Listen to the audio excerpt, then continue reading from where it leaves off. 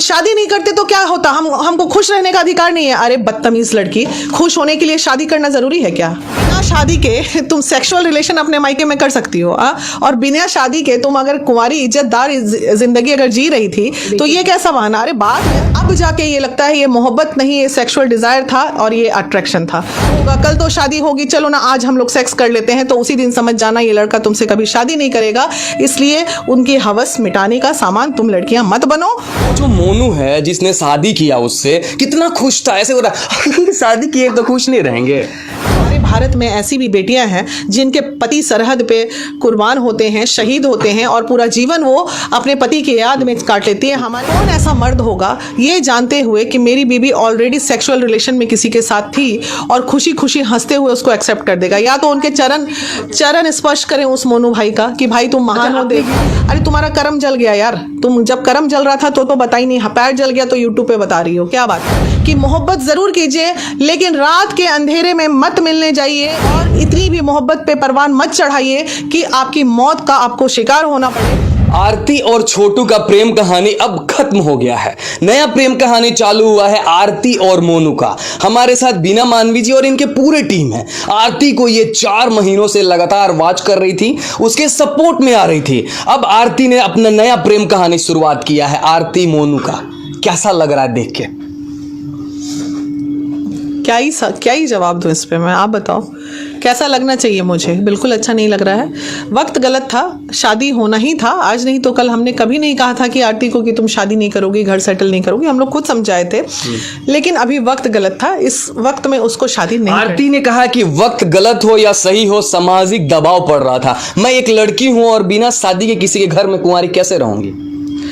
बिना शादी के तुम सेक्सुअल रिलेशन अपने मायके में कर सकती हो और बिना शादी के तुम अगर कुंवारी इज्जतदार जिंदगी अगर जी रही थी तो ये कैसा बहाना? अरे बात वो बोलो बाबू, तुम्हारी गलतियों पे हमने पर्दा डाला, तुम्हारा साथ दिया कि चलो बच्चा था, गलती हो गई, लेकिन फिर भी चूंकि एक महिला है, पीड़िता है और एक प्रेमिका है और एक अच्छी वाली प्रेमिका है जिसको देख के लैला मजनू और ये हीर रांझा से कनेक्ट कर रहे थे हम लोग। भाई एक लड़की ने तो इतिहास ही रच दिया इस धरती पे, तो हमारी तो कहीं कोई गलती ही नहीं थी।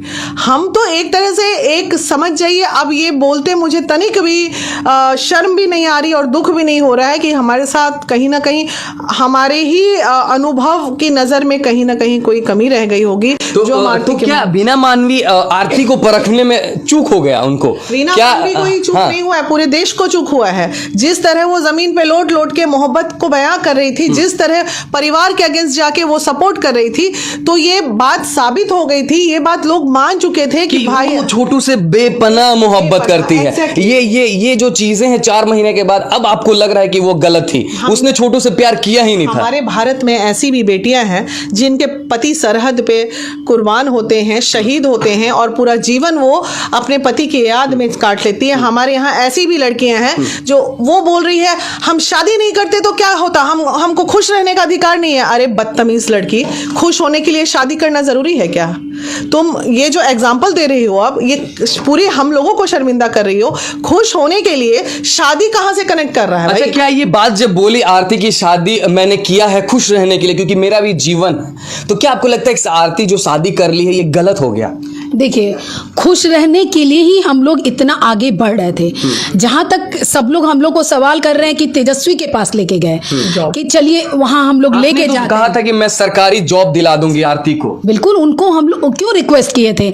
उसने हमें ऐसा गुमराह किया था। आज तो गुमराह शब्द का उपयोग कर रहे हैं। आरती ने बोला हम गांव में एक कदम निकल नहीं सकते हैं, सब लोग बोलते हैं कि मार देंगे तो हम खाएंगे क्या, ये लोग भी हमको निकाल देंगे तो हम करेंगे क्या? तो ये तो गुमराही हुआ। ऐसे में देखा जाए तो आरती ने बुलाया था छोटू को, तो छोटू की हत्या हो गई।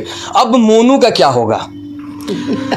मोनू तो फिर उसको कुछ नहीं होगा, उसने शादी कर ली और अब तो वो कुछ नहीं, वो एक बीबी की तरह उसको आरती के प्यार में छोटू की जान चली गई।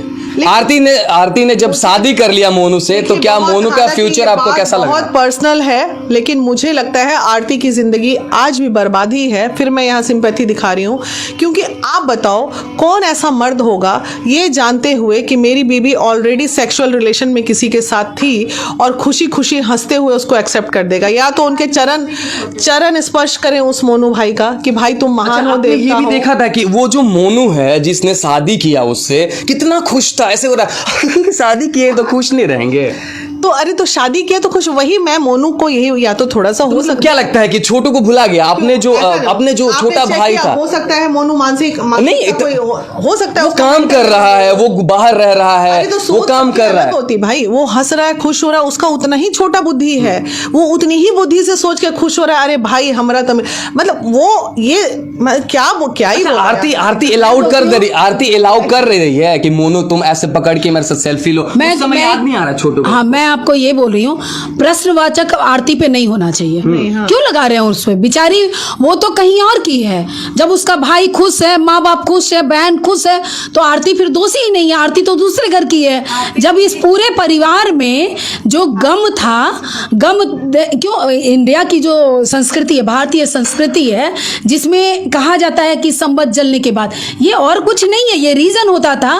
परिवार 1 साल तक सदमे में होता था, इसीलिए वो वक्त लिया जाता था कि इसके बाद ही शादी विवाह होगा या कोई भी शुभ काम होगा, बस ये यही था। लेकिन इससे ये समझ में आता है कि दुनिया बहुत मेटलिस्टिक हो गया है। सब कुछ, जैसे इंसान मरता है ना, उसका सारा रिश्ता मर जाता है, रिश्तों का कोई जगह नहीं है। कि आरती ने अपने दिल से निकाल के फेंक दिया छोटू की प्रेम को। बिल्कुल, ये तो यही दर्शा रहा है, अभी का एपिसोड तो यही दर्शा रहा है कि वो छोटू, अगर वो नहीं निकाल के फेंकती तो मोनू को पास से फोटो खींचने नहीं देती, हक करने नहीं देती, ऐसे पकड़ के फोटो नहीं लेने। बहुत कम लोग होते हैं कि वक्त के हिसाब से बदलते हैं और वक्त को अपना के परिस्थितियों के अनुसार अपने आप को ढाल लेते हैं। ऐसे बहुत कम लोग होते हैं, उन्हीं में से हमारी एक आरती भी थी। आपने ये परिस्थिति के अनुसार ढलती चली गई। मतलब इतना तेजी भी कुछ अच्छा नहीं हुआ। 4 महीने लोगों ने सवाल किया, मीडिया उसके घर गई, सवाल की कि आरती तुमने 4 महीने में छोटू के प्यार को कैसे भुला दी, जब तुम कहती थी कि मैं उसकी विधवा बन के आजीवन रहूंगी। इस सवाल को सुनते ही आरती बौखला जा रही है। पहला सवाल उसी दिन खड़ा हो गया था जिस दिन उसका यूट्यूब चैनल बना था। उस वक्त ही हम लोग डिस्कस किए थे कि यार ये क्या कर डाली है, इसको क्या ऐसी पड़ी थी। ठीक है, कोई एक बच्ची आई थी जो उसको बूस्टअप की, लेकिन उसके बाद भी उसको क्या मतलब, वो आईना में मेकअप कर रही थी और वो कर रही थी, देखिए हम भुजिया काट रहे हैं, ये करे दोस्तों, देखिए मेरा पैर जल गया, हाथ जल गया।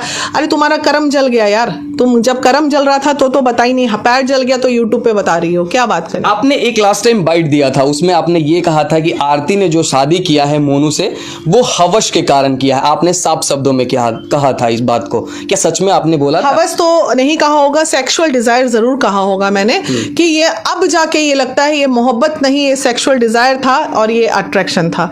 क्योंकि एक एज अट्रैक्शन होता है जिसमें लड़कियों को या लड़कों को कुछ समझ में नहीं आता, लगता है दुनिया ही इतनी है।